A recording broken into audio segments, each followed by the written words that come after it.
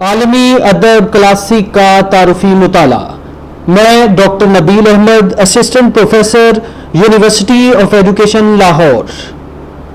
بالزک کے ناول بڈھا گوریو میں Eugene راستیناک society میں جب موسیو دوترا کے ساتھ یوجین راستیناک کا مکالمہ ہوتا ہے بورڈنگ ہاؤس کے اندر، تو موسیو دوترا زندگی کے گہرے مشاہدے اور وسعت تجربہ کے سبب یوجین راستیناک کو پیرس کی زندگی کے بارے میں بہت سے حقائق سے آگاہ کرتا ہے۔ یوجین راستیناک اب یہ طے کر لیتا ہے کہ وہ موسیو گوریو یا بڈھا گوریو اور مادام اناستاسی درستوو کے مابین کیا تعلق ہے، میں اس کو جان کر ہی دم لوں گا۔ وہ اس تعلق کو جاننے کے لیے تہیا کر لیتا ہے کہ اب جو کچھ بھی ہو وہ یہ جان کر ہی دم لے گا کہ موسیو گوریو اور اناستاسی کے مابین تعلق کی نوعیت کیا ہے۔ بورڈنگ ہاؤس کے اندر مادام وودکے نے جس طرح کی موسیو گوریو کی ریپوٹیشن ڈیولپ کی تھی، بلڈ اپ کی تھی، اس کو لے کر موسیو گوریو کے بارے میں اس طرح کا تصور قائم کیا جا چکا تھا کہ موسیو گوریو ایک اچھا انسان نہیں ہے، اس کے نوجوان لڑکیوں کے ساتھ معاشقے ہیں، جبکہ موسیو گوریو جس وقت بورڈنگ ہاؤس میں رہنے کے لیے آتا ہے تو وہ آتے ہی بورڈنگ ہاؤس کی مالکہ مادام وودکے جو ایک بیوہ خاتون تھی، مادام وودکے کو اپنی زندگی کی کتھا سنا دیتا ہے، اپنی زندگی کی حقیقت بیان کر دیتا ہے، اور ساتھ یہ بھی کہ اسے اپنی مرحوم بیوی کے ساتھ بے انتہا محبت تھی۔ یوجین جب یہ طے کر لیتا ہے کہ وہ یہ جان کر ہی دم لے گا کہ موسیو گوریو کا اناستاسی کے ساتھ تعلق کیا ہے، تعلق کی نوعیت کیا ہے، تو وہ یہ طے کر کے بورڈنگ ہاؤس سے چل پڑتا ہے۔ یوجین سوسائٹی میں داخلے کے لیے سرپرست خاتون کی تلاش میں تو پہلے ہی تھا، اب اناستاسی کاؤنٹ نے پھر پکارا۔ اب کیا ہے کہ یوجین راستیناک بورڈنگ ہاؤس سے چل پڑتا ہے حقیقت جاننے کے لیے۔ جب وہ کاؤنٹ درستوو کے گھر میں پہنچتا ہے، وہاں اس کی ملاقات کاؤنٹ میکسم ووترائی سے بھی ہوتی ہے۔ کاؤنٹ میکسم ووترائی نے ایک طرح کی بے چینی کا اظہار کیا تھا یوجین کی طرف دیکھتے ہوئے، اور اس نے اپنی بد لحاظی ایک لخت اس وقت تک کر دی جب اناستاسی نے اس کا تعارف کروایا مادام وبو سے، کے تعلق داری کا، قرابت داری کا ذکر کیا۔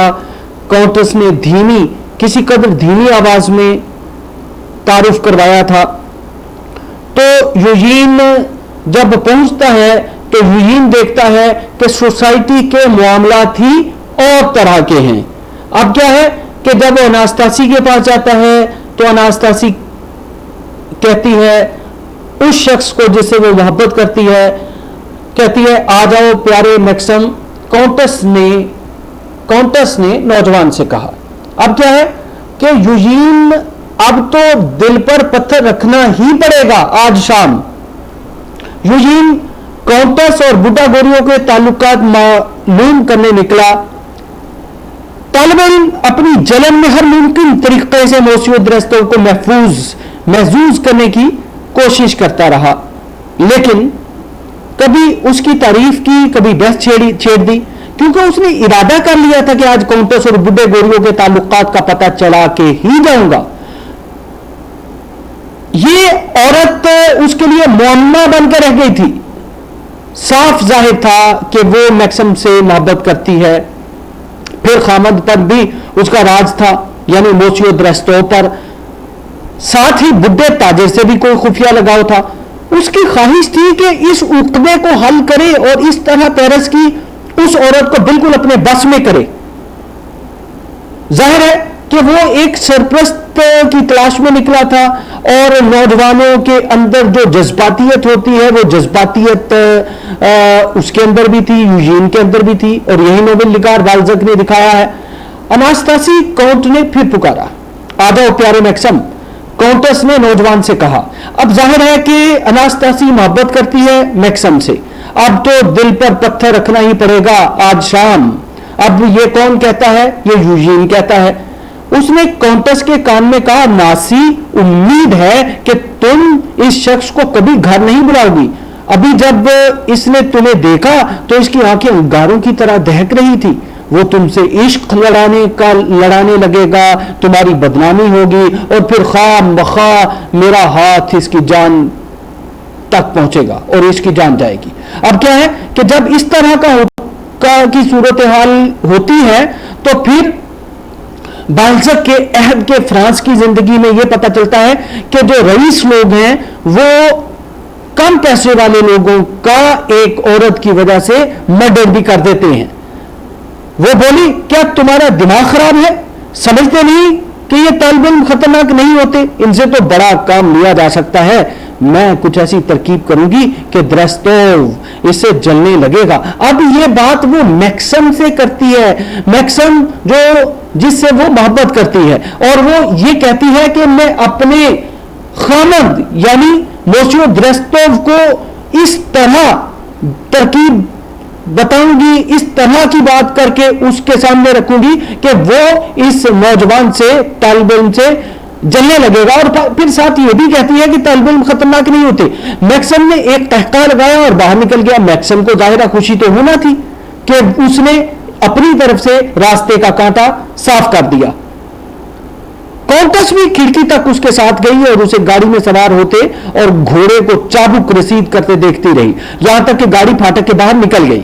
جب وہ لوٹی تو کاؤنٹ بولا، پیاری ذرا سنو تو، ان صاحب کی زمین ہماری زمین سے کچھ زیادہ دور نہیں ہے. یعنی اب جو ہے موسیو درستوو اناستاسی سے گفتگو کرنے لگا. ایک دو باتیں ہوئی. ان کے پردادا، میرے دادا ایک دوسرے سے واقف تھے. اب وہ ایک طرح کی جو پرانی عزیز داری ہے، قرابت داری ہے، ایک رشتہ ہے، ایک تعلق ہے، قربت ہے یا دور کا تعلق ہے، وہ تعلق جو ہے موسیو درستوو اپنی بیگم سے شیئر کرنے لگا، اس کا اظہار کرنے لگا، اس سے ساجھا کرنے لگا. یہ تو بڑی اچھی بات ہے کہ جن لوگوں سے ہم واقف ہیں ان سے آپ بھی واقف ہیں. اب کیا ہے، اناستاسی کہتی ہے، کس سے کہتی ہے؟ اپنے شوہر سے کہتی ہے، موسیو درستوو سے، کہ یہ تو بہت ہی اچھی بات ہے کہ جن لوگوں سے ہمارا تعلق ہے، جن سے ہم واقف ہیں، ان سے آپ بھی واقف ہیں. کاؤنٹس نے بے خیالی سے کہا. بلکہ ایسے لوگ اور بھی ہیں. یوجین دھیمی آواز میں بولا.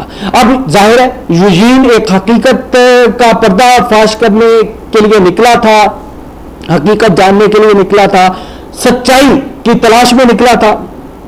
تو ظاہر ہے کہ وہ ایک طرح سے اس تعلق کے ساتھ اور تعلق گنوا کر وہ اصل میں چاہتا ہے کہ ان کے درمیان جو ہے کچھ ایسا تعلق استوار ہو جائے کہ یوجین کو سرپرست عورت مل جائے.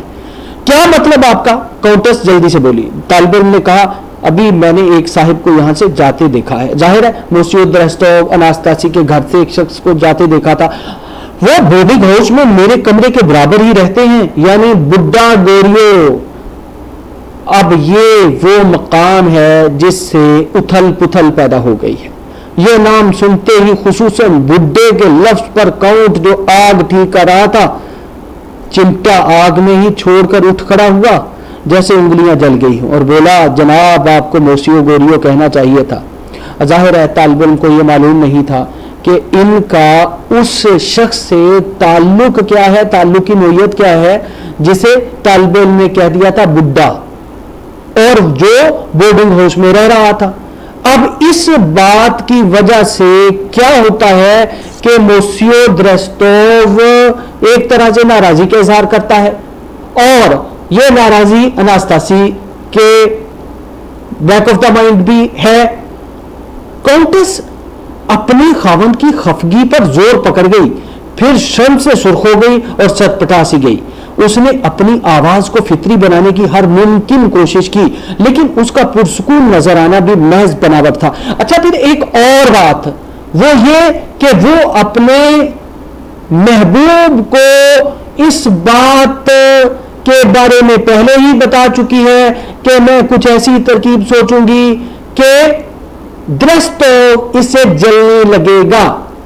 ظاہر ہے کہ یہ بات تو وہ پہلے ہی کر چکی ہے, اور طالب علم نے اپنی ناتجربہ کاری کی بنا پر ایک ایسی بات کر دی ہے جس بات سے اس کی ساری کہانی جو ہے, ظاہرہ کہانی تو پہلے بھی نہیں بنی تھی. اب اس میں کیا ہے کہ ٹھہرے ہوئے پانی میں اس نے ایک پتھر پھینکا ہے, اور پتھر بھی جو ہے وہ ماؤنٹ ایوریسٹ جتنا, کوہ ہمالیہ جتنا بڑا پتھر پھینکا ہے, اور اس نے اتھل پتھل پیدا کر دی ہے, اور لہریں جو ہیں وہ دائرے بنا رہی ہے. اس کا مطلب ہے آپ کی واقفیت ہمارے عزیز ترین. وہ کچھ کہتے کہتے رک گئی, پیانو کو ایسے دیکھا جیسے اچانک کوئی خیال آ گیا ہو, اور بولی آپ کو گانا پسند ہے؟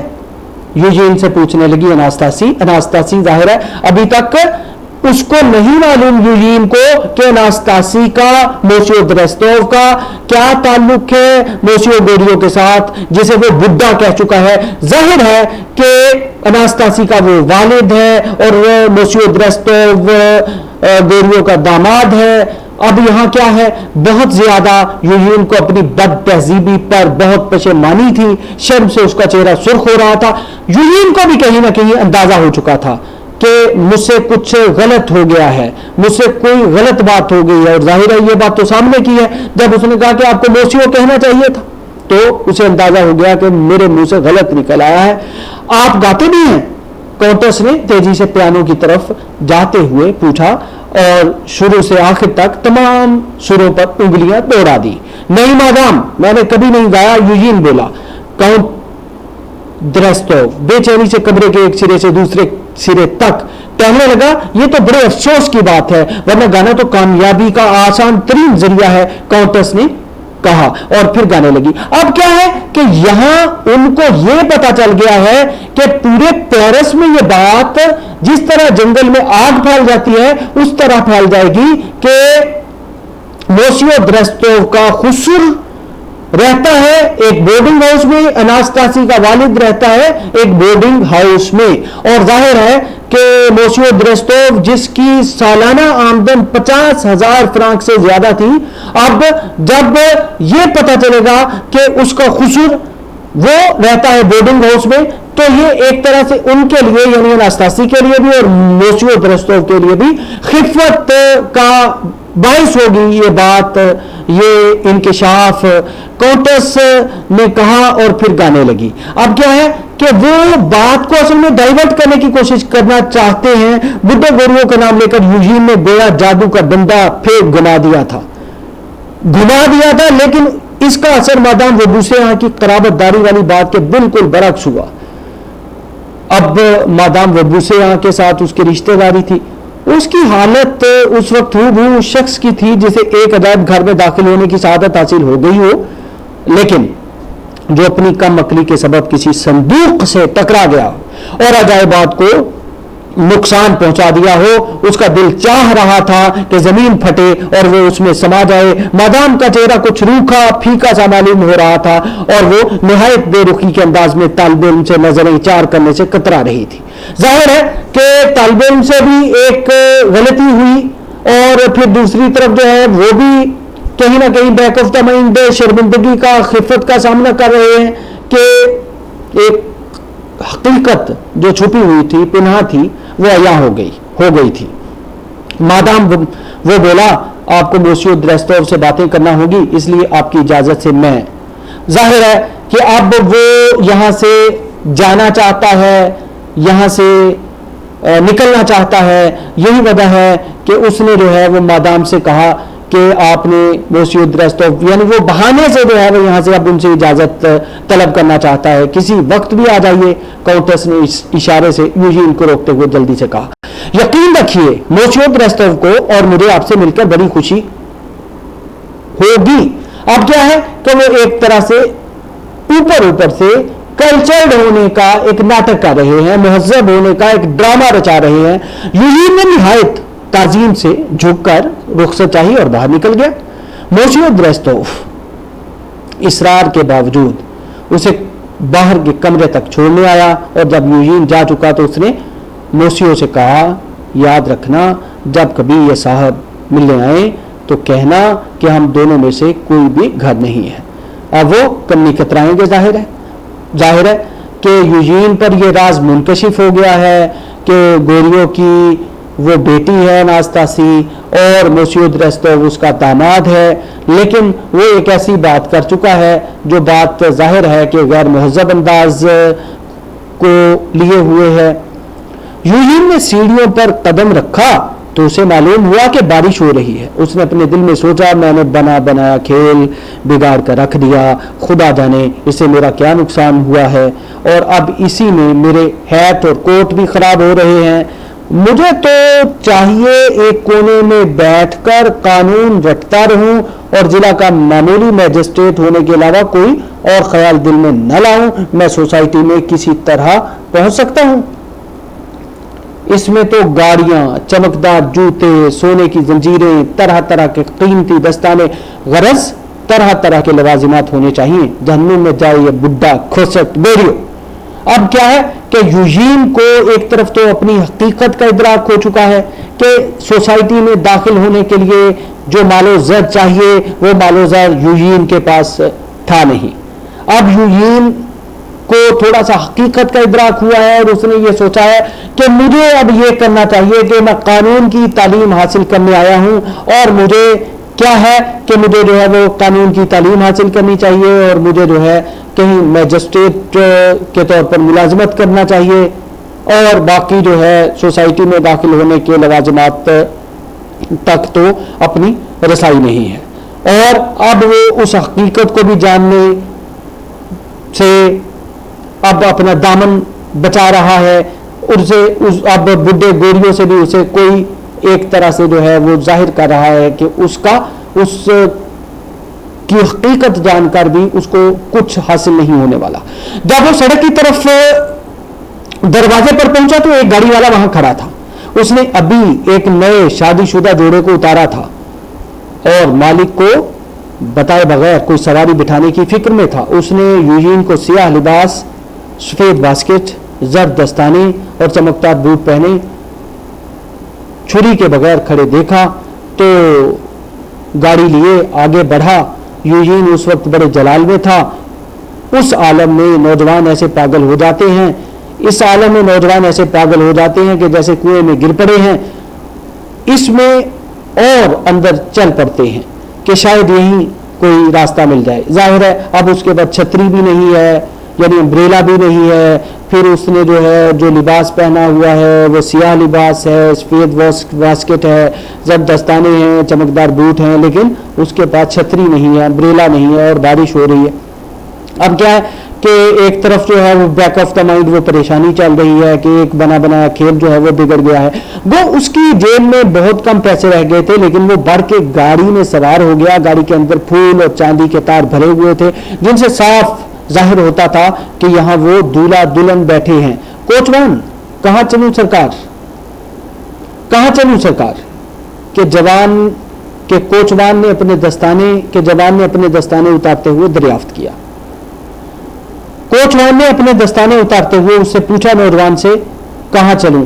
یوجین نے سوچا کہ جب میں اپنے آپ کو تباہ کرنے پر تل ہی گیا ہوں تو کیوں اپنے داموں کا پورا فائدہ نہ اٹھاؤں، اور بولا، وبوسیاں کی کوٹھی چلو۔ اب کیا ہے، یہاں ایک کردار وبوسیاں ہے۔ وبوسیاں کے بارے میں ہمیں معلوم ہے کہ وبوسیاں ایک ایسا کردار ہے جس کا تعلق یوجین کے ساتھ رشتہ داری کا ہے، قرابت داری کا ہے۔ وہ رشتے میں اس کی بہن ہے، کون؟ جس کا نام مادام وبوسیاں ہے۔ کون سی سرکار؟ کوچوان بولا، اس عجیب سوال نے یوجین کو گڑبڑا دیا. اس اناڑی کو یہ بھی پتا نہ تھا کہ اس نام کی 2 کوٹھیاں ہیں اور نہ یہ جانتا تھا کہ اس کے کتنے رشتہ دار اتنے امیر ہیں کہ اسے خاطر میں بھی نہیں لاتے. آخر وہ بولا. اب ظاہر ہے کہ اب ایک جنوب سے آیا ہوا غریب خاندان کا نوجوان ہے جو طب کی تعلیم حاصل کرنے آیا ہے اور مادام وبو سے ایک سوسائٹی کی امیر خاتون ہے، اگرچہ اس کی رشتہ دار ہے، لیکن ظاہر ہے کہ اب اس کے ذہن میں یہ بھی سوال پیدا ہو رہا ہے کہ وہ اتنی امیر ہے کہ آیا وہ اسے خاطر میں بھی لائے گی یا نہیں لائے گی. ظاہر ہے ایک طرح کی شش و پنج میں وہ مبتلا ہے. وائی کاؤنٹ وبو سے ریو. اب وہ اسے بتاتا ہے. وگرنہ بیل گاڑی والے نے سر ہلا کر فکرہ پورا کر دیا. اس نے گاڑی کی سیڑھیاں اوپر کھینچ لی اور بولا کاؤنٹ کا مکان وہاں سے اور مارکوئس کا مکان دوسری سڑک پر ہے. اب وہ ظاہر ہے کوچوان جو ہے وہ جانتا تھا سوسائٹی کے لوگوں کو، فیشنیبل لوگوں کو. ہاں یوجین نے رکھائی سے اپنی واقفیت کا اظہار کیا اور ٹوپی سامنے والی سیٹ پر ڈال کے سوچنے لگا. کیا آج ہر ایک میرا مذاق اڑانے پر ہی تلا ہوا ہے؟ یہ کھیل کھیلنے کے لیے تو قارون کی دولت چاہیے. اب اسے کہیں نہ کہیں حقیقت کا بھی ادراک ہے کہ میں جس راستے پر چل نکلا ہوں یہ راستہ میرے لیے موزوں ترین راستہ نہیں ہے، یا اگر یہ کہا جائے کہ موزوں راستہ بھی نہیں ہے تو یہ بھی صحیح ہوگا. بہرحال آج میں اپنی عزیز سے ملنے پورے امیرانہ ٹھاٹ سے جاؤں گا. کمبخت بڈھے گوریوں نے ہی میرے 10 فرانک خراب کر دیے ہیں. اب کیا ہے کہ ایک وہ بندہ جس کے پاس پیسے نہیں ہیں وہ تو اپنی پائی کا حساب رکھتا ہے. اب ظاہر ہے کہ جس بھی وجہ سے اس کے پیسے ضائع ہوئے ہیں تو اس پر تو اسے جو ہے وہ ایک طرح کی تکلیف ہوگی اور یہ تکلیف کا احساس اس کے اندر ہے اور یہی وجہ ہے کہ وہ اس بات کا اظہار بھی کر رہا ہے کہ بڈھے گوریوں نے ہی میرے 10 فرانک جو ہیں وہ اس کی وجہ سے میرے 10 فرانک خراب ہو گئے. میں مادام وبو سے آپ کو یہ واقعہ ضرور سناؤں گا. اب کون سا واقعہ؟ وہ جو موسیو درستو وناستاسی والا واقعہ ہے اور میکسم ووترائی والا. اسے بڑی ہنسی آئے گی. وہ یقیناً جانتی ہوگی کہ اس دم کٹے بڈھے چوہے کا اس خوبصورت سے کیا تعلق ہے. اس بے شرم عورت کی دھتکار سہنے کی بنسبت اپنی عزیز کی خوشنودی حاصل کرنا میرے لیے زیادہ فائدہ مند ثابت ہوگا. پھر اس عورت کے شوق پورے کرنے میں خرچ بھی تو بہت ہوگا. اب وہ اناستاسی کو اپنے ذہن سے نکالنے کے لیے اپنے آپ کو تسلیاں دے رہا ہے. اس دل فریب وائی کاؤنٹس کے نام ہی میں اتنی طاقت ہے تو نہ جانے وہ خود میرے لیے کیا کیا کر سکتی ہے. یعنی مادام وبو سے اب کیا یوجین اپنے اندر ایک طرح سے خود اعتمادی پیدا کر رہا ہے، اپنے آپ کے ساتھ ایک طرح کا اپنے آپ کو سمجھ بوجھ کی طرف لے کر جا رہا ہے. آسمان کو فتح کرنا ہو تو کمند یزداں پر پھینکنی چاہیے. اب یہ وہ ویژن ہے، یہ وہ دانائی ہے، یہ وہ حکمت عملی ہے جس سے ہمیں بار بار بالزک متعارف کرواتا ہے. وہ اپنے ایکسپیرینسز کے ساتھ اپنے قارئین کو جو ہے ایک دانائی اور حکمت کی دنیا میں لے جاتا ہے. یہی وجہ ہے کہ وہ اس طرح کے جملے جو ہے وہ فکرے جو ہے وہ قارئین کے ساتھ شیئر کرتا ہے. آسمان کو فتح کرنا ہو تو کمند یزداں پر پھینکنی چاہیے.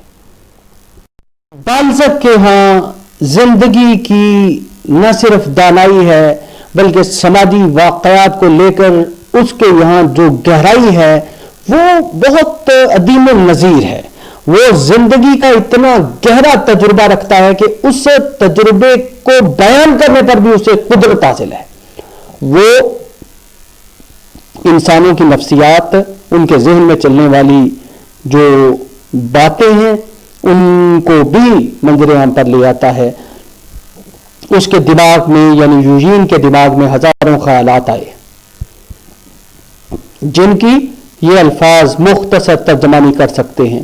بارش کو دیکھتے دیکھتے اس کی خود اعتمادی اور سمجھ بوجھ کسی حد تک لوٹ آئی.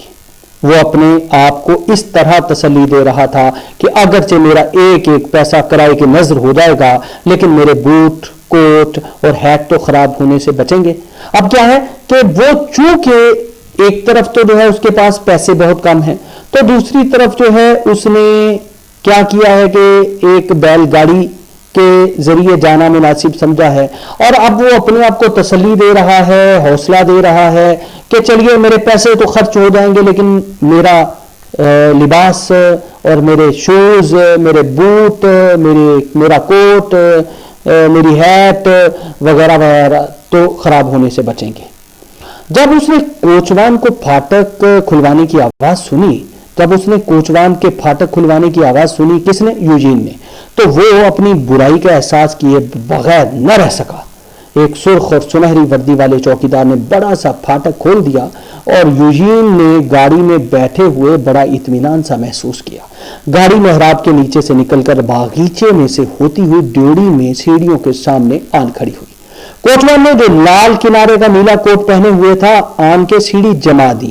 ظاہر ہے کہ اس کے وہاں کا ایک اپنا کلچر تھا، تو کوچوان چونکہ اس گھر کا ملازم تھا، اب کیا ہے کہ یوجین اس گھر میں آیا ہے اور اپنی طرف سے وہ نوابی ٹھاٹ کے ساتھ آیا ہے، ایک رئیس بن کر آیا ہے، لیکن جب وہ وہاں کی صورتحال کو دیکھے گا تو وہ اپنی غربت کا بھی احساس کرے گا اور اسے کسی نہ کسی طرح ایک احساس کمتری کی کیفیت میں بھی مبتلا ہونا پڑے گا۔ یوجین نے گاڑی سے اترتے ہوئے ستونوں کے درمیان دبی دبی ہنسی کی آواز سنی۔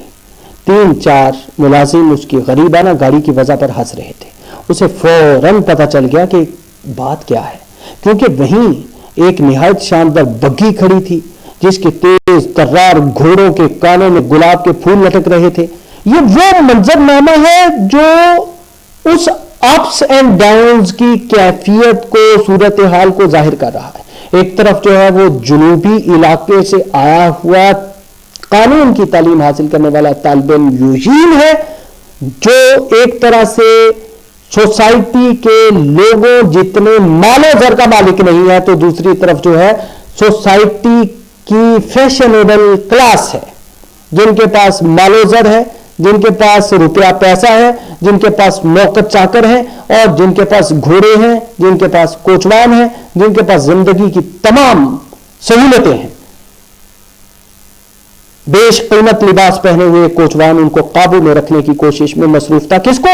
گھوڑوں کو۔ تیز ترار گھوڑوں کے کانوں میں گلاب کے پھول لٹک رہے تھے اور وہ لگام چبا رہے تھے۔ اب کیا ہے کہ ایک کوچوان جو ہے اس کو تعینات کیا گیا ہے صرف گھوڑوں کو قابو میں رکھنے کے لیے، جسے چھوڑ دیا تو وہ گھوڑے بھاگ جائیں گے۔ یہ وہ منظر نامہ ہے جسے بالزک ہمیں دکھاتا ہے کہ ایک وہ کمنٹس نہیں کرتا، وہ حقائق کی دنیا میں لے جا کر جو ہے وہ دکھاتا ہے کہ یہ تصویر جو ہے یہ غربت کی ہے، یہ تصویر جو ہے امیرانہ ٹھاٹ باٹ اور مال و زر والی کلاس کی ہے۔ وہ کمنٹ نہیں کرتا، وہ کمنٹری نہیں کرتا، بلکہ وہ تصویر جو ہے وہ پوری کی پوری متحرک تصویر قارئین کے سامنے لا کر رکھ دیتا ہے۔ یہ اس کا کمال ہے۔ مادام درستوف کے ہاں ایک 26 سالہ نوجوان کی خوبصورت گاڑی کھڑی تھی اور یہاں کسی رئیس کی خدمت میں ایک نہایت ہی شاندار بگھی حاضر تھی جس کی قیمت 3000 فرانک سے کم نہ ہوگی۔ اب کیا ہے کہ وہ جن چیزوں کو دیکھ رہے ہیں ان کو روپے میں، مال و زر میں، پیسے کے حساب سے جو ہے وہ جانچ رہا ہے کہ اس کی قیمت کیا ہوگی، اس کی قیمت کیا ہوگی، اس کی ظاہر ہے کہ وہ قیمت کے مطابق جو ہے وہ اس کی اور اپنی حیثیت کا تعین کر رہا ہے، وہ اندازہ کر رہا ہے، وہ تقابل کر کے جو ہے وہ دیکھ رہا ہے۔ اچھا، یوجین سوچ رہا تھا کہ نہ جانے کون آیا ہے۔ اسے بہت دیر میں پتا چلا تھا کہ پیرس میں کوئی عورت ایسی نہیں مل سکتی جس کا کوئی چاہنے والا موجود نہ ہو، اور ان پریوں کو قابو میں لانے کے لیے نجیب الطرفین ہونے کے علاوہ اور بہت سی شرائط کا پورا ہونا ضروری ہے۔ کیا آفت ہے، شاید اس کا بھی کوئی میکسم موجود ہے۔ اب کیا ہے کہ وہ چونکہ پہلے ایک جگہ سے ہو کر آیا ہے، اناستاسی کے گھر سے، موچو درستوف اور اناستاسی کے گھر سے ہو کر آیا اور وہاں میکسم وطرائی کو دیکھا تھا۔ جو محبت کرتا ہے میکسم وطرائی، یا وہ محبت کرتی ہے اناستاسی میکسم وطرائی کے ساتھ، تو اب یہاں آ کر جو ہے وہ یہی سوچ رہا ہے کہ یہاں بھی شاید کوئی میکسم وطرائی یعنی میکسم موجود ہے۔ اور وہ کہتا ہے کہ کیا مصیبت ہے، کیا آفت ہے، شاید اس کا بھی کوئی نقصان موجود ہے. کس کا؟ مادام وبوسیہ کا. اور مادام وبوسیہ کون ہے؟ مادام وبوسیہ رشتے میں راستینا کی بہن ہے. مادام درستوف اناستاسی سے ملاقات اور ناکامی کے بعد وہ یہ طے کر لیتا ہے، تہیہ کر لیتا ہے کہ وہ کامیابی سمیٹے بغیر واپس بورڈنگ ہاؤس میں نہیں جائے گا. اب وہ کیا کرتا ہے کہ وہ اپنے رشتے میں لگنے والی بہن مادام وبوسیہ کے وہاں پہنچتا ہے. وائی کونٹس، خاندانی نام مادام وبوسیہ، اس کا خاندانی نام وائی کونٹس ہے. مادام وبوسیہ گزشتہ 3 برسوں سے پرتگال کے ایک ممتاز رئیس مارکوئس دا جوڈا پنٹو سے تعلق تھا. اس کا شمار ان معصومانہ دوستیوں میں تھا جن میں طرفین ایک دوسرے میں جذب ہو جاتے ہیں کہ کسی تیسرے کا وجود ناقابل برداشت ہو جاتا ہے. یعنی ان کی محبت جو ہے مادام وبوسیہ اور پرتگال کا رئیس مارکوئس دا جوڈا پنٹو، ان کے درمیان 2 طرفہ محبت کا سلسلہ اسے نظر آیا. وہ سیڑھیاں چڑھنے لگا. کون؟ یوجین. اس کا دل بری طرح دھکڑ پکڑ کر رہا تھا. وہ قریب آیا تو شیشے کا دروازہ کھلا اور اسے کچھ خادم نظر آئے جو بے انتہا سنجیدہ لگ رہے تھے. جس دعوت میں اس نے شرکت کی تھی وہ نچلی منزل کے استقبالیہ کمرے میں ہوئی تھی، اور چونکہ دعوت نامے اور ڈانس کے درمیان اسے وہاں جانے کا وقت نہ ملا تھا، اس لیے وہ مادام سے اس کے رہائشی کمروں میں ابھی تک نہ ملا تھا. لہذا ان شاندار کمروں کے عجائبات دیکھنے کا اسے پہلی دفعہ موقع مل رہا تھا. وہ ماحول دیکھنے کا جس کے ذریعے کوئی ممتاز عورت اپنی انفرادی نفاست مزاجی کا اظہار کرتی ہے، جس میں اس کا طرز زندگی بلکہ پوری روح جھلکتی ہے. یوجین نے ہر چیز کو بہت ہی تجسس کے ساتھ دیکھا.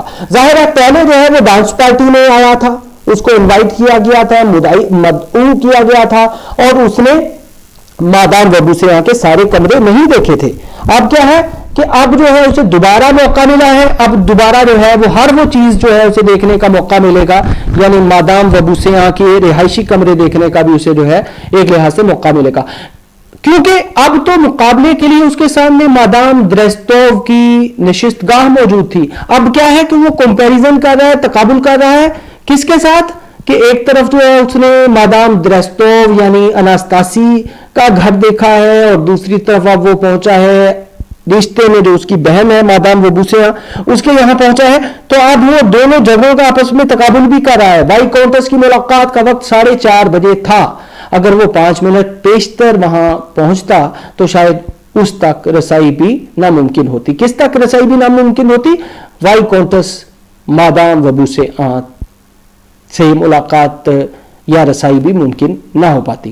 پیرس کی سوسائٹی کے یہ آداب و اطوار اس کے لیے ایک نئی چیز تھے. ظاہر ہے کہ وہ جنوب سے آیا ہوا ایک نوجوان تھا، طب کا قانون کا طالب علم تھا، اور وہ ان آداب و اطوار سے، اس کلچر سے ناواقف تھا. سرخ قالین پر چلتا ہوا سفید زینہ جس کا جنگلہ سنہرا اور پھولوں سے سجا ہوا تھا طے کر کے وہ وبوسیہ کے کمروں میں پہنچا. وہ اس خاتون کی کہانی سے بالکل بے خبر تھا. وہ اس خاتون کی کہانی سے بالکل بے خبر تھا. ایسی کہانیاں پیرس کی نشست گاہوں میں ہر شام دوستوں کے درمیان کچھ رد و بدل کے ساتھ سنائی جاتی ہیں.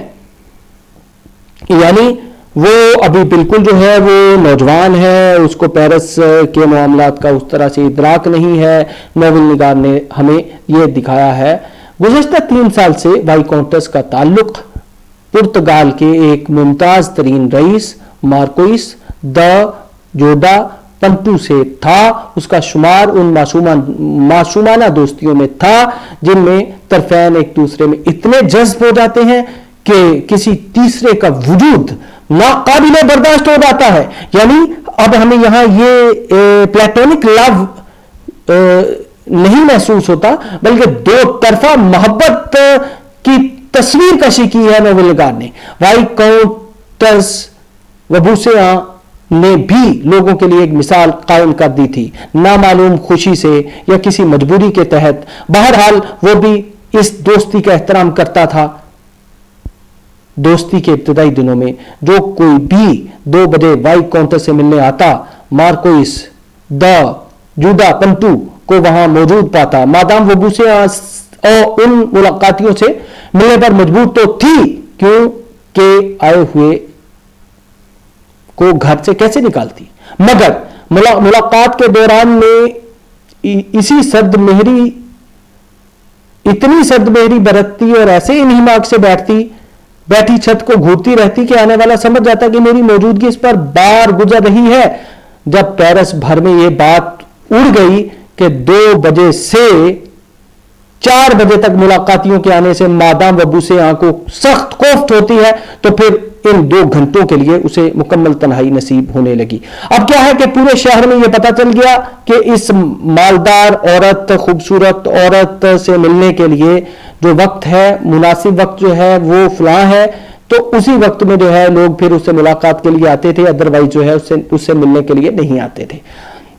وہ تھیٹر وغیرہ موسیو وبوسے اور موسیو پنٹو کی ہمراہی میں جاتی, لیکن ایک مذہب انسان کی طرح موسیو وبوسے اپنی بیوی اور پرتگالی رئیس کو ان کی نشستوں پر بٹھا کر خود ہمیشہ چلا جاتا.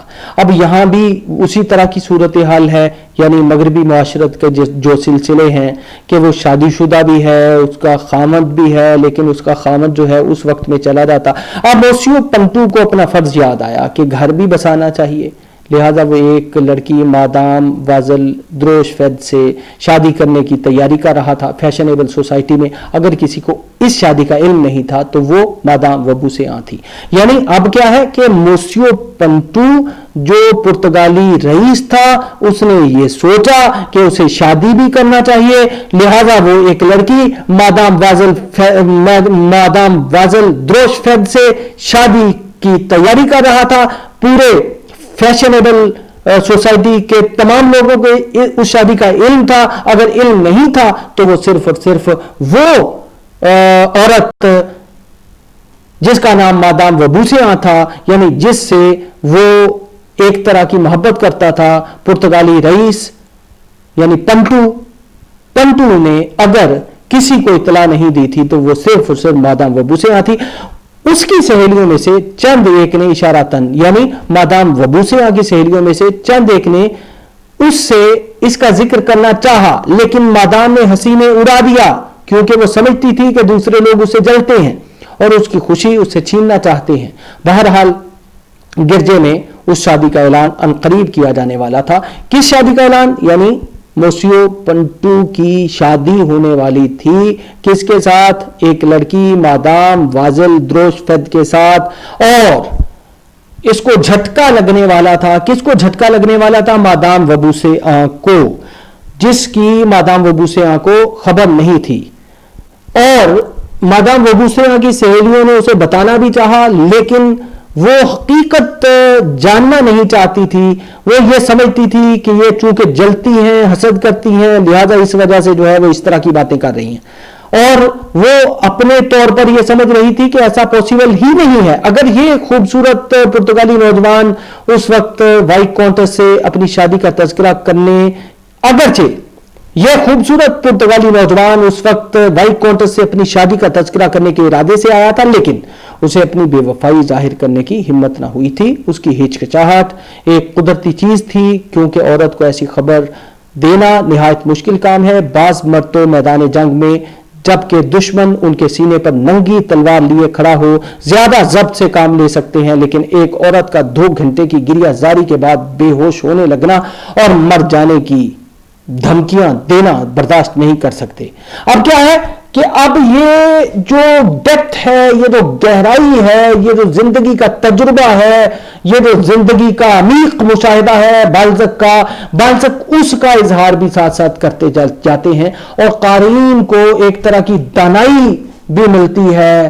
قارئین کو ایک طرح سے عورت کی نفسیات کا بھی پتہ چلتا ہے, مرد کی نفسیات کا بھی پتہ چلتا ہے. اور یہی وجہ ہے کہ بھئی ایک مرد جو ہے میدان جنگ میں دشمن نے اس کے سینے پر ننگی تلوار رکھی ہو, اور وہ اس में जब्त कर सकता है, लेकिन औरत के 2 घंटे रोने का मंजर जो है वो नहीं देख सकता, उसकी गिरिया जारी को बर्दाश्त नहीं कर सकता, या जब वो ये धमकी दे कि वो मर जाएगी उसके बगैर, तो वो ये बर्दाश्त नहीं कर सकता। ये वो डेप्थ है जो बाल्ज़क अपने क़ारीन के साथ साझी करता है, ये वो दानाई है जो बाल्ज़क अपने रीडर्स के साथ शेयर करता है।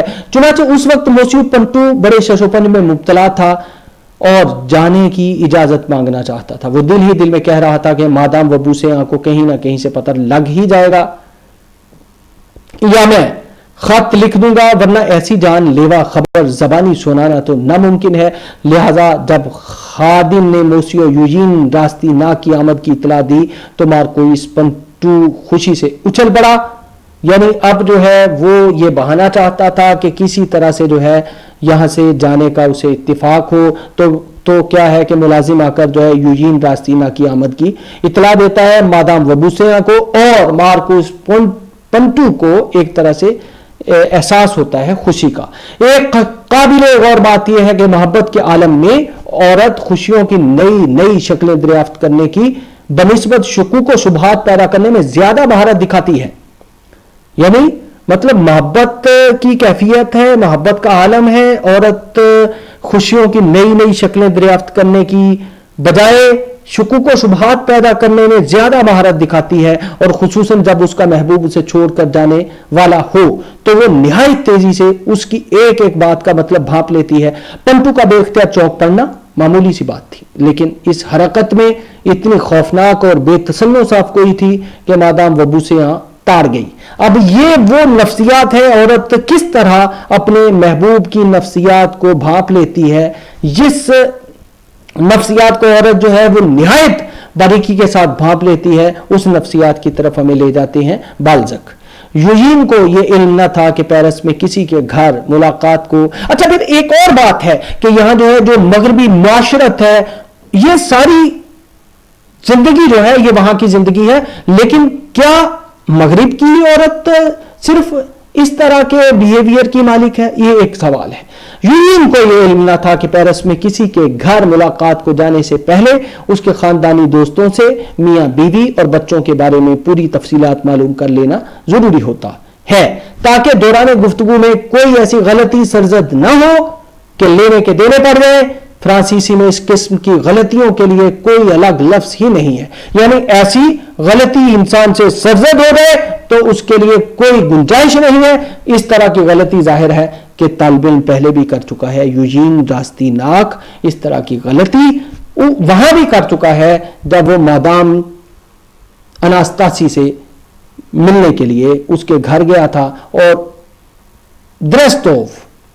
मादाम द्रेस्तोव अनास्तासी के वालिद का मोसियो की बजाय बुड्ढा कहकर जो है उसने जिक्र कर दिया था, और वहां उसने ये जाना, ये समझा कि बना बनाया खेल बिगड़ गया है, क्योंकि फ्रांस में ऐसे चटपटे किस्सों की इस तरह तशहीर की जाती है कि बातचीत के दौरान में ऐसी गलती कर बैठने का इम्कान ही नहीं रहता। यूजीन एक दफा तो मादाम द्रेस्तोव के दीवान खाने में अपने आप को मुसीबत में मुब्तला कर चुका था, और मादाम ने उसे इतनी मोहलत भी ना दी थी कि वो उस गलती का अजाला ही कर सके। कोई और होता तो आगे बढ़ने की हिम्मत भी ना करता, लेकिन यूजीन ऐसा ढीठ था कि अब मादाम वबू से यहाँ के घर जा पहुंचा। लेकिन फर्क यह हुआ कि मादाम द्रेस्तोव और मोसियो वुतराई के दरमियान तो वो मुखिल हुआ था।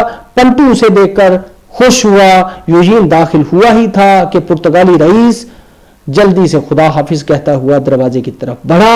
यूजीन ने अपने आप को एक छोटी सी खूबसूरत सुरमई और प्याजी रंग की नशिस्त गाह में पाया, जहां की सजावट अय्याशी की हद तक पहुंची हुई थी। अब यह वो मंजरनामा है जो सोसाइटी का मंजरनामा है, जो एलीट क्लास की दुनिया है, ये वहां का मंजरनामा है। मादाम वबू से मार्कोइस की तरफ मुड़ते हुए बोली, आज शाम को तो मुलाकात होगी, हम थिएटर जाने वाले हैं ना।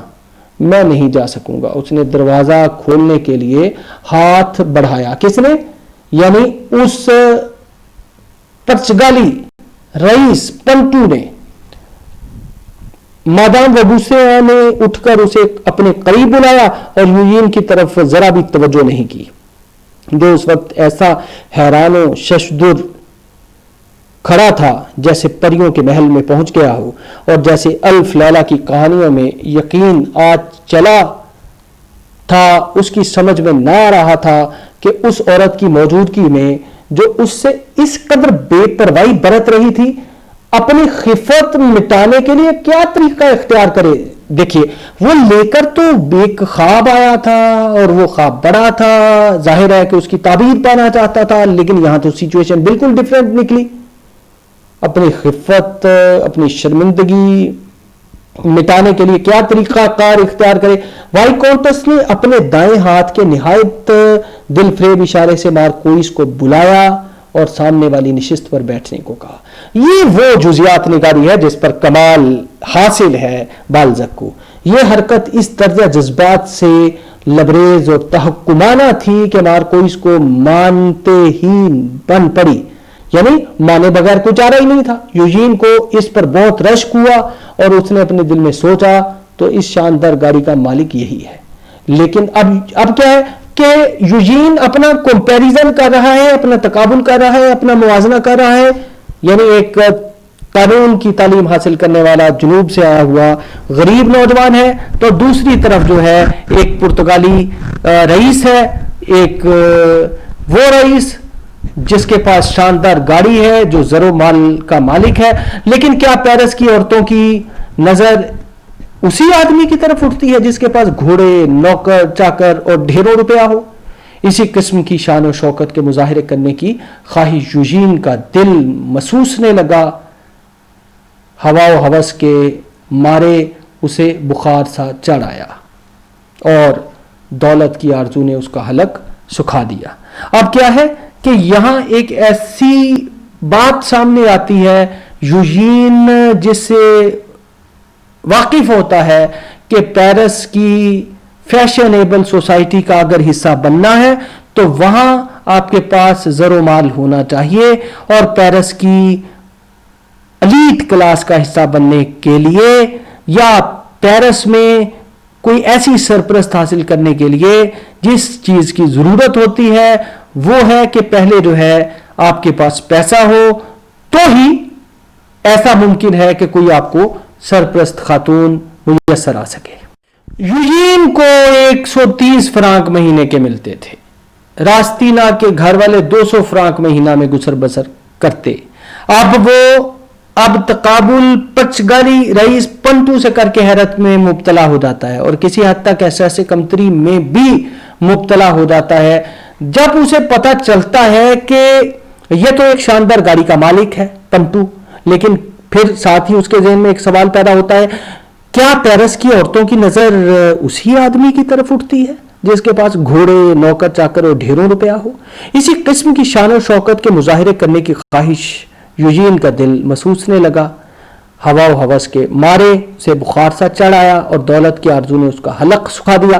اس کو 3 ماہ کے خرچ کے لیے 130 فرانک ملتے تھے۔ اس کے ماں باپ، بھائی بہن، خالہ پھوپھی سب ملا کر ہر مہینے صرف 200 میں ہی گزر کرتے تھے۔ اس نے اپنی آرزوؤں کا موجودہ حالت سے مقابلہ کیا تو وہ اور پریشانی میں پڑ گیا۔ ظاہر ہے کہ اس کی پوری فیملی جو ہے وہ جتنے روپوں میں گزر بسر کر رہی ہے اور جتنے روپے اسے مل رہے ہیں، یعنی فرانک اسے مل رہے ہیں، 130 فرانک اسے مل رہے ہیں، اور اس کی پوری فیملی جو ہے وہ جتنے 200 فرانک مہینے میں گزر بسر کر رہے ہیں۔ تو اب کیا ہے کہ وہ جب تقابل کرتا ہے، اپنی آرزوؤں کا موجودہ حالت سے مقابلہ کرتا ہے اور پریشان ہو جاتا ہے۔ وائی کونٹس نے ہنستے ہوئے پرتگالی رئیس سے کہا، بتاؤ تم تھیٹر کیوں نہیں چل سکتے؟ ظاہر ہے وائی کونٹس جو ہے وہ اپنی اس میں پڑی ہوئی ہے مصیبت میں، اور راستیناک جو ہے وہ یہاں سرپرست ڈھونڈنے آیا ہے۔ ایک ضروری کام ہے، مجھے انگریزی سفیر کے ساتھ کھانا کھانے کے لیے جانا ہے، اسے گولی مارو۔ اب کیا ہے کہ وہ کہتی ہے مادام وبوسیہ کہ اسے گولی مارو، اور وہ بھی ظاہر ہے کہ وہ کوئی حقیقت تھوڑی بیان کر رہا ہے، وہ بھی تو ایک بہانہ تلاش رہا ہے۔ جب آدمی دھوکہ دینے کی کوشش کرتا ہے تو اسے جھوٹ پر جھوٹ بولنا پڑتا ہے۔ اس لیے پنٹو بھی ہنسا اور بولا، اچھا تو یہ تمہارا حکم ہے؟ ہاں یہی سمجھو، بس یہی میں تم سے کہلانا چاہتا تھا۔ اس نے ایسی محبت بھری نگاہ کاؤنٹرز پر ڈالی جو کسی بھی عورت کو راضی کر سکتی تھی، پھر اس کے ہاتھ پر بوسہ دیا اور باہر نکل گیا۔ یہ وہ سوسائٹی ہے جسے مغرب کی ایلیٹ سوسائٹی کہتے ہیں، اور یہ ایلیٹ سوسائٹی کے طبقہ اشرافیہ کے فیشنیبل سوسائٹی کی زندگی کا یہ سارا منظرنامہ ہے جو قارئین کے سامنے تحرک کے ساتھ رکھ دیتا ہے ناول نگار۔ یوجین نے اپنے بالوں پر ہاتھ پھیرا اور قسم ساتے ہوئے اسلام کرنے کو تیار ہو گیا، کیونکہ اس کا خیال تھا کہ اب تو مادام وبوسیاں کو اس کے وجود کا احساس ہوگا۔ اچانک مادام گیلری کی طرف دوڑی اور کھڑکی میں سے باہر جھانکنے لگی، جہاں موسیو پنٹو گاڑی میں سوار ہو رہا تھا۔ اس نے سنا کہ کوچوان کو حکم دیا گیا ہے، موسیو دروش فید کے گھر چلو۔ یہ دیکھ کر پنٹو گاڑی میں جا بیٹھا اور یہ الفاظ سن کر مادام پر بجلی سی گری۔ ذرا کے ذرا میں ساری حقیقت اس پر واضح ہو گئی، یعنی وہ اپنے آپ کو ایک طرح سے فریب دے رہی تھی، اپنے آپ کو دھوکہ دے رہی تھی، اور جب اس کی دوست اشارے میں اسے بتا رہی تھی تو وہ یہ کہہ کر اپنے آپ کو تسلی دے رہی تھی کہ یہ چونکہ مجھ سے جلتی ہیں، حسد کرتی ہیں، لہٰذا اس لیے یہ اس طرح کی بات کر رہی ہیں۔ اب کیا ہے کہ پرتگالی شہزادہ، اس کا تعلق جو ہے وہ شادی کرنے کے لیے تیار ہے مادام دروش فید کے ساتھ، اور دوسری طرف جو ہے وہ دھوکہ اور جھوٹ کا تعلق ہے جس کو ناول نگار نے ہمیں دکھایا ہے، اور اس سے ہمیں یہ پتا چلتا ہے کہ یہ وہاں کا ایک ٹرینڈ ہے، یعنی مغربی سماج میں اس طرح کے واقعات عموماً ہوتے رہتے ہیں۔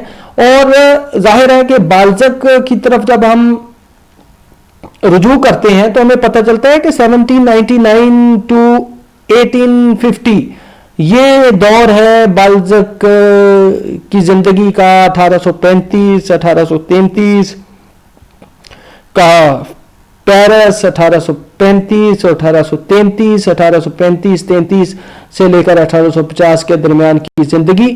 ظاہر ہے یہ مغرب کی وہ زندگی ہے، ایک لحاظ سے تو نشأت ثانیہ جو ہے وہ سلسلہ تو وہاں شروع ہو چکا تھا، لیکن جہاں تک فرد کی آزادی کا تعلق ہے، فرد کی زندگی کا تعلق ہے، مغربی کلچر کا تعلق ہے، مغربی معاشرت کا تعلق ہے، مغربی لوگوں کے رویوں کا تعلق ہے، مغربی لوگوں کی اخلاقیات کا تعلق ہے، تو وہ سوکیانہ پن سے دامن بچاتے ہوئے وہ سب کچھ جو ہے بالزک ہمیں دکھا دیتا ہے۔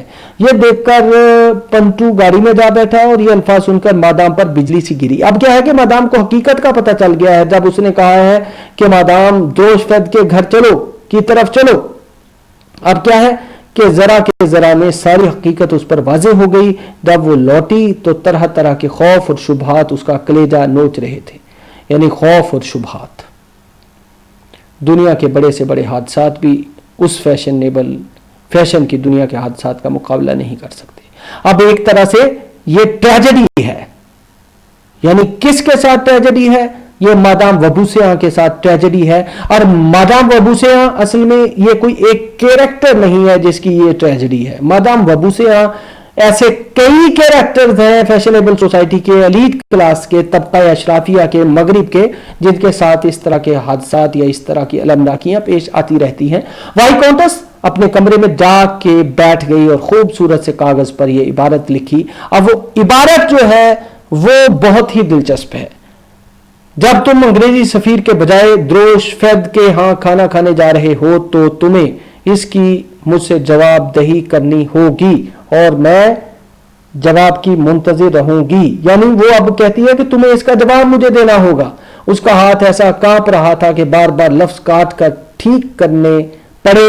نیچے اس نے کلیئر دا بورن گون کی بجائے صرف کو لکھا، کاف لکھا، اور گھنٹی بجائے فوراً ہی ایک خادم حاضر ہوا۔ یاک 7 بجے موسیو دروش فید کے گھر جانا اور دریافت کرنا کہ مارکوئس پنٹو وہاں ہے یا نہیں، اور اگر وہ وہاں ہو تو بغیر جواب کا انتظار کیے یہ خط ان تک پہنچا دینا، اگر وہاں نہ ملے تو یہ قصہ واپس لے آنا۔ کوئی صاحب نشست گاہ میں مادام کا انتظار کر رہے۔ ارے ہاں، اس نے دروازہ کھولتے ہوئے کہا، یوجین بے چینی سے پہلو بدل رہا تھا کہ اتنے میں دیکھا وائی کاؤنٹس آ رہی ہے. کاؤنٹس نے بولنا شروع کیا تو اس کی آواز میں ایسا درد تھا کہ یوجین کا دل ہل گیا.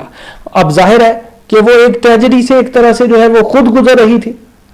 معاف کیجئے گا مجھے ایک رقبہ لکھنا تھا, اب مجھے بالکل فراغت ہے.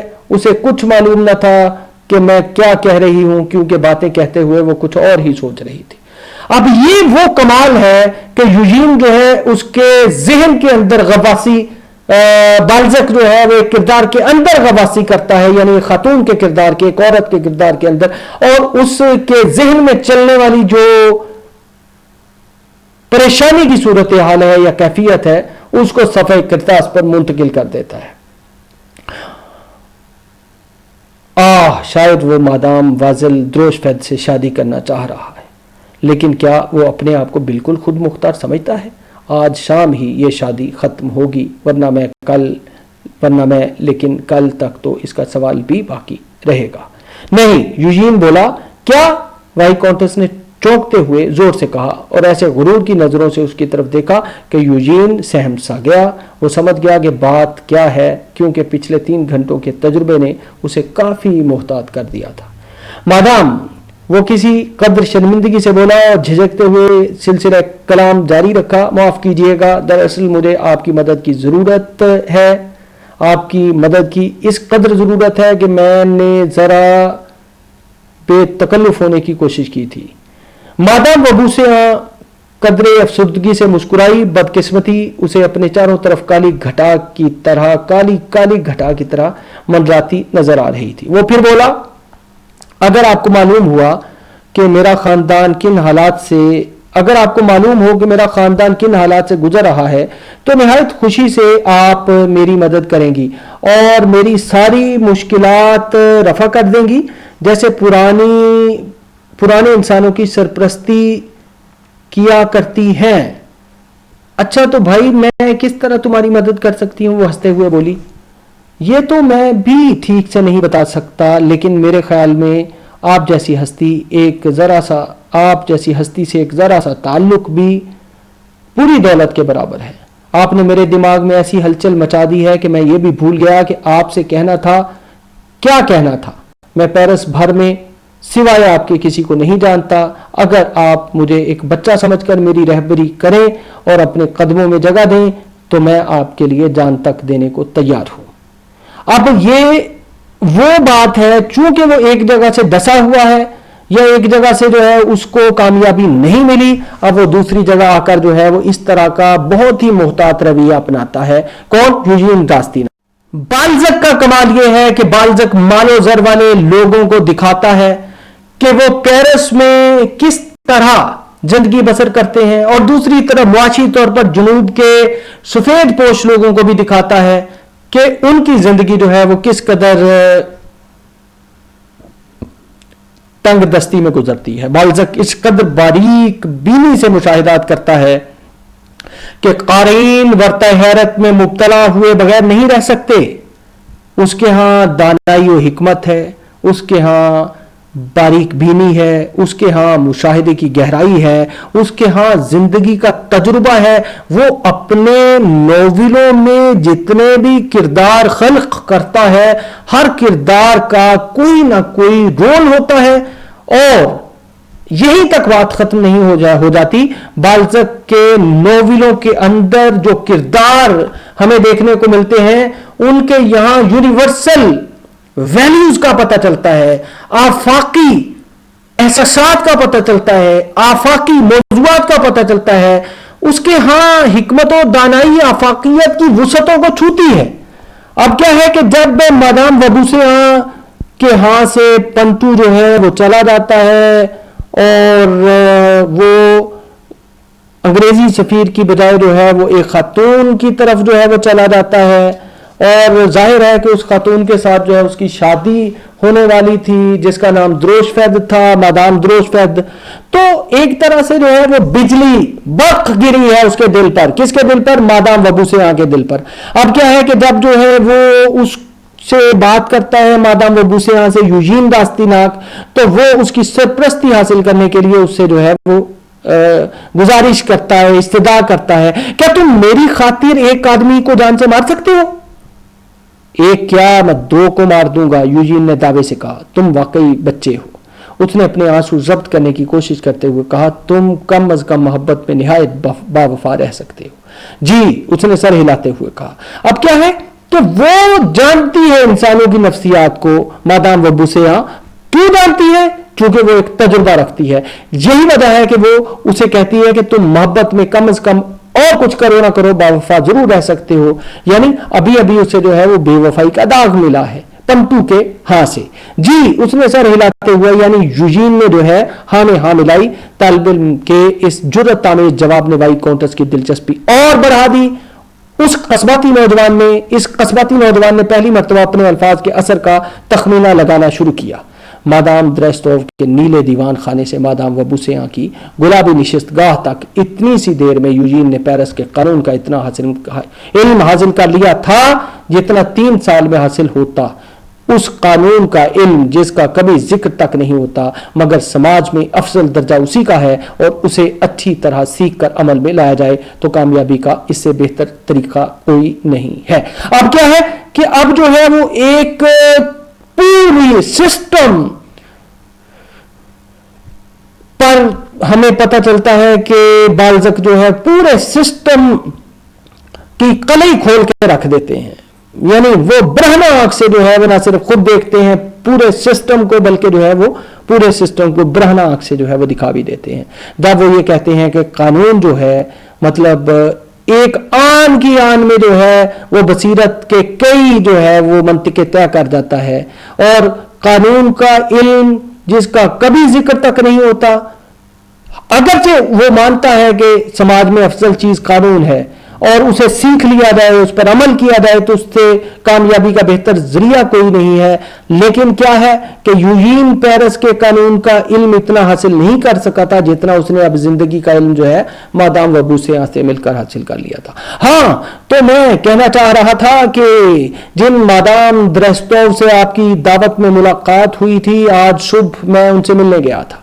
मादाम मुस्कुराते हुए बोली, तुम्हारे जाने से तो उनके काम में बड़ा हर्ज हुआ होगा। अब देख, जाहिर है अब उसे भी मालूम है, वो भी ये सब कुछ जानती है।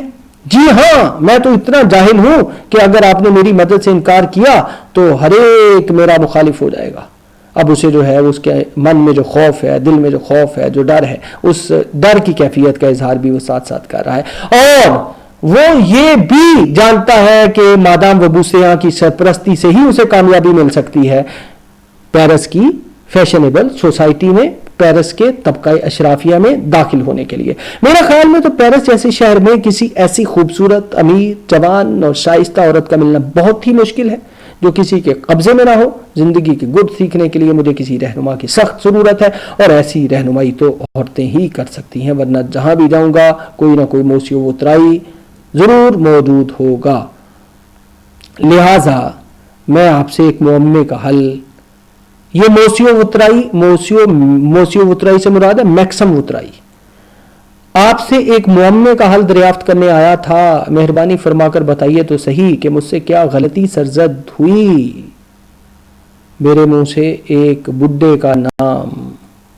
अब जाहिर है कि जब वो द्रेस्तोव, मादाम द्रेस्तोव से उसके शोहर की मौजूदगी में मिला है तो उसने बोर्डिंग हाउस वाले मोसियो गोरियो को बुड्ढा गोरियो कह दिया है।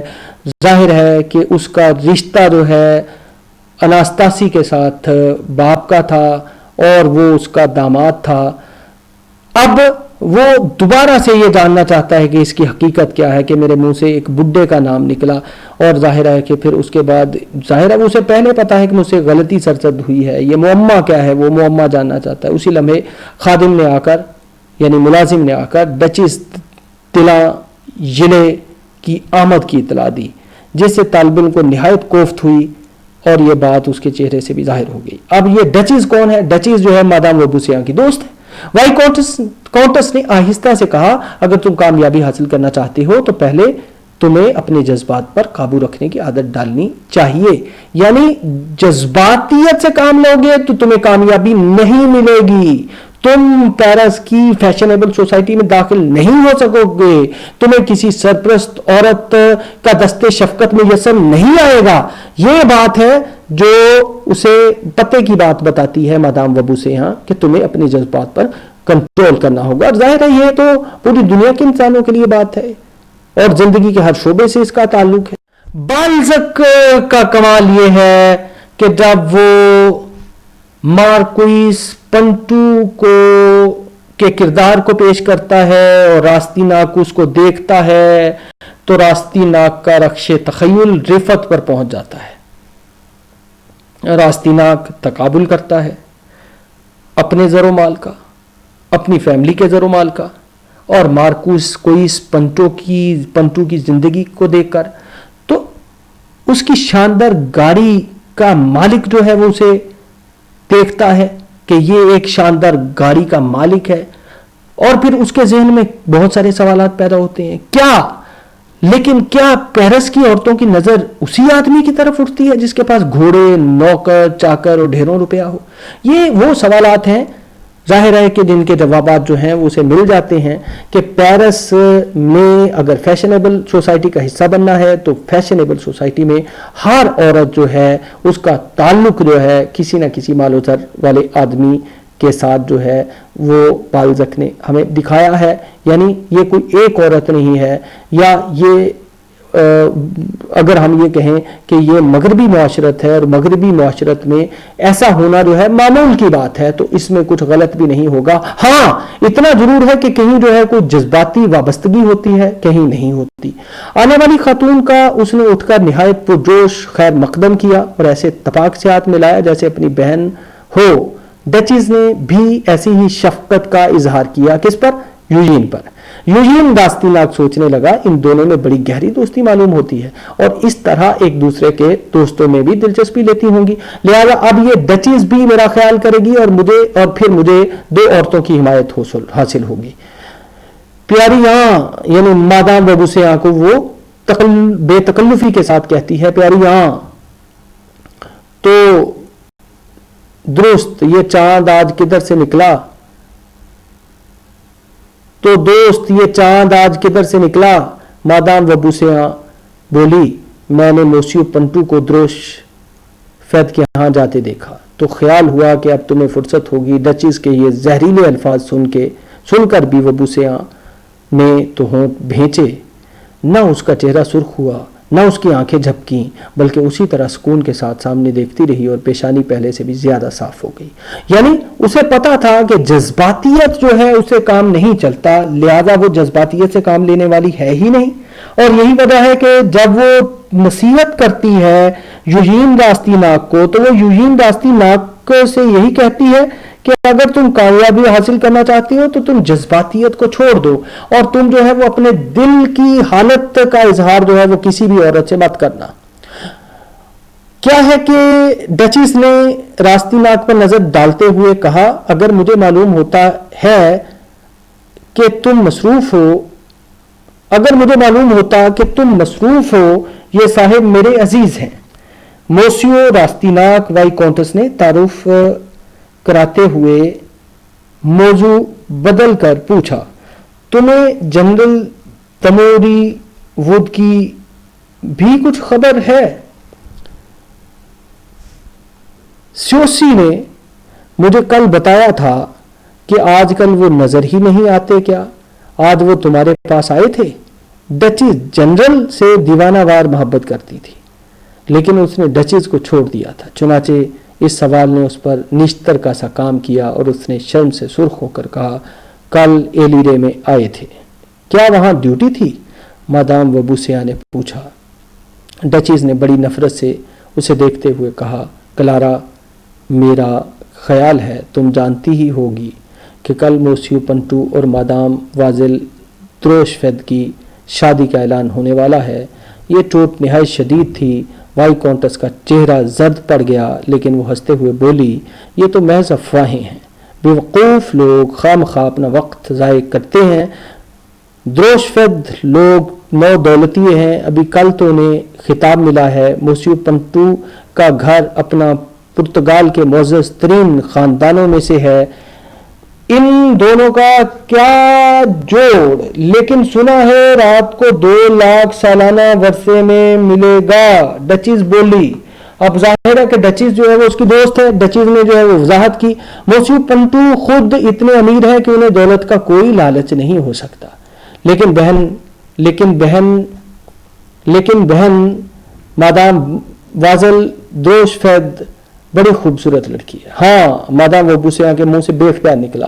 خیر، آج تو وہ وہی کھانا کھا رہے ہیں، اب کیا ہے کہ وہ اس کی خوبصورتی بھی بیان کر رہی ہیں، وہ اس کے بارے میں بتا رہی ہیں، اور اس نے اقرار بھی کر لیا ہے، اور پھر ڈچیز نے اسے جو خبر دی ہے کہ ہاں کہ وہ وہی کھانا پنٹو کھا رہے ہیں، سب انتظامات تو مکمل بھی ہو چکے ہیں، تعجب ہے تمہیں پوری بات معلوم ہی نہیں ہوئی۔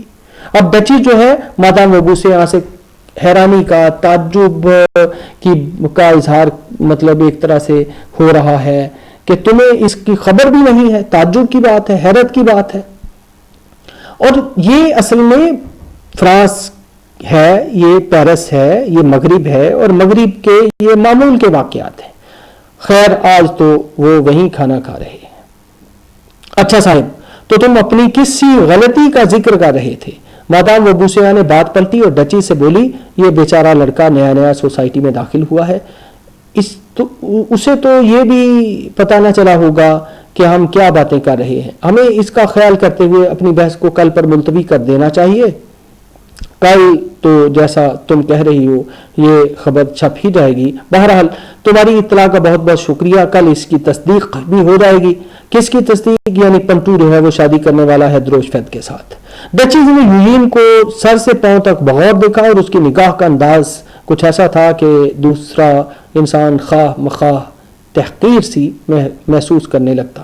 طالب علم کی ذہانت یہاں کام آئی، وہ سمجھ چکا تھا کہ ان کی گفتگو جو بظاہر نہایت مشفقانہ معلوم ہوتی ہے اس کی تہ میں نشتر چھپے ہوئے ہیں۔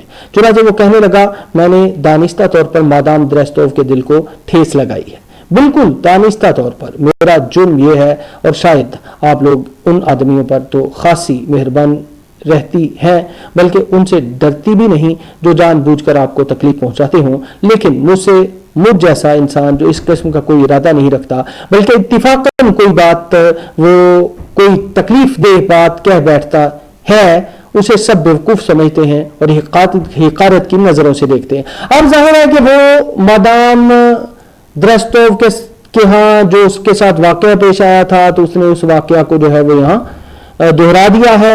مادام وبوسیا نے طالب علم کی طرف بڑی نرمی سے دیکھا، جس میں احساس مندی اور وقار دونوں کا امتزاج تھا۔ ڈچیز نے اسے یوں گھورا تھا جیسے کوئی قرق امین چیزوں کی قیمت آنک رہا ہو، اس کا اندازہ لگا رہا ہو۔ طالب علم کی خودداری اس سے بڑی مجروح ہوئی تھی، مگر مادام کی نظر نے زخم پر پھاہے کا کام کیا۔ اس نے ڈچیز سے مخاطب ہو کر اس انداز سے کہا جس میں انکسار بھی تھا اور کینہ بھی، اور آپ کو شاید یقین نہ آئے کہ کاؤنٹ درستوف کی میرے بارے میں بہت اچھی رائے ہو گئی تھی، حالانکہ میں تو ابھی محض ایک غریب طالب علم ہوں جس کا کوئی رفیق نہیں، کوئی دوست نہیں۔ ایسا نہ کہیے موسیو راستی ناک، ہم عورتیں کبھی ایسی بات کی خواہش نہیں کرتی جسے کوئی دوسرا پسند نہ کرتا ہو۔ ڈچیز نے بات کاٹتے ہوئے کہا۔ یوجین بولا، میں اس وقت صرف 22 سال کا ہوں اور اس عمر کی کوتاہیوں کا مجھے مقابلہ کرنا پڑتا ہے، پھر میں تو اپنے گناہوں کا اعتراف کرنے آیا ہوں۔ اس کے لیے اس سے بہتر جگہ کون سی ہو سکتی ہے؟ یہ تو وہ جگہ ہے جہاں گناہ کیے جائیں اور اعتراف کہیں اور جا کے ہو۔ ڈچیز کو یہ تمسخر پسند نہیں آیا، اس نے چہرے کو روکھا سا بنا لیا اور اس بد مزاقی پر ملامت کرنے کی غرض سے وائٹ کاؤنٹس کی طرف پلٹی اور کہنے لگی، یہ صاحب شاید ابھی آئے ہیں۔ مادام یعنی مطلب طنز کی کاٹ ہے لیکن بہت ہی ایک لطیف طنز ہے۔ مادام وبوسیا اپنے عزیز اور ڈچیز پر بڑی بے تکلفی سے ہنسنے لگی اور بولی، یعنی جیسے جو ہے کوئی بات ٹال دیتا ہے، اور بولی، بہن انہوں نے پیرس کی سوسائٹی میں ابھی قدم رکھا ہے اور خوش شوقی سیکھنے کے لیے انہیں ایک استاد کی تلاش ہے۔ اب ظاہر ہے کہ وہ ایک نیت سے آیا ہے کہ مجھے جو ہے ایک ایسی عورت مل جائے جو میری سرپرستی کرے، میری رہنمائی کرے، مجھے سکھائے کہ کس طرح فیشنیبل سوسائٹی میں رہتے ہیں، کس طرح کی اخلاقیات ہے یہاں کی، کس طرح کے انسانوں کے ساتھ کس طرح بیہیو کرنا ہے۔ تو یہی وجہ ہے کہ جس بات کا مادام وگوسیا کو ادراک ہو چکا ہے وہی بات جو ہے وہ ڈچز کے ساتھ اپنی دوست کے ساتھ شیئر کرتی ہے تاکہ معاملہ جو ہے اس میں کشیدگی پیدا نہ ہو.